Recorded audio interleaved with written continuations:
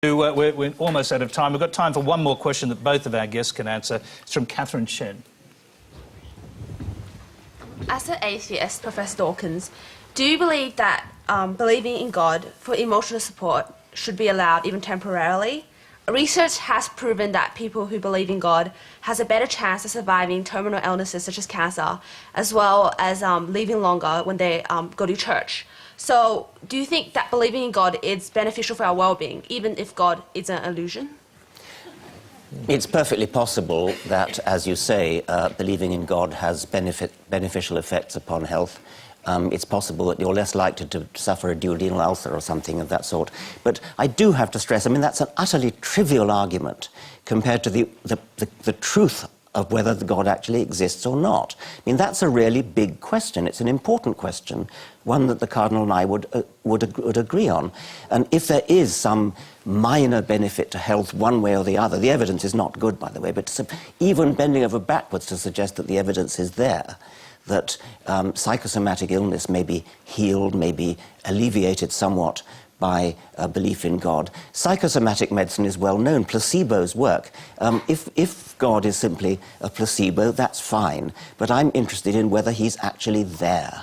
OK, Cardinal Pell, final word, actually. Yeah, so am I. It's a question of truth. Christians don't present God as like Santa Claus, something that a myth that's useful for children. And believing in God and being a Christian cuts both ways. More people were killed for their Christian belief in the last century than any other century, probably than all the other centuries combined. They died on principle to be faithful to Jesus. So we might get some benefits. We mightn't get ulcers. We might live a bit longer. That might have much more to do with our heredity. But we follow Christ because we believe it's the truth. I think it does bring a peace of mind. It does help us. But sometimes it gets us into... my life would be much simpler and much easier if I didn't have to go to bat for a number of Christian principles. Have you ever regretted that you do? Sometimes I wonder. Seriously? No.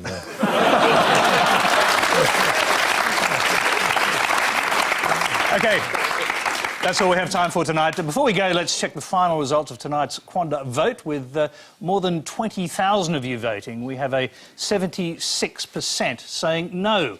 Religious belief does not make the world a better place. Please thank our special guests, Professor Richard Dawkins and Cardinal George Pell.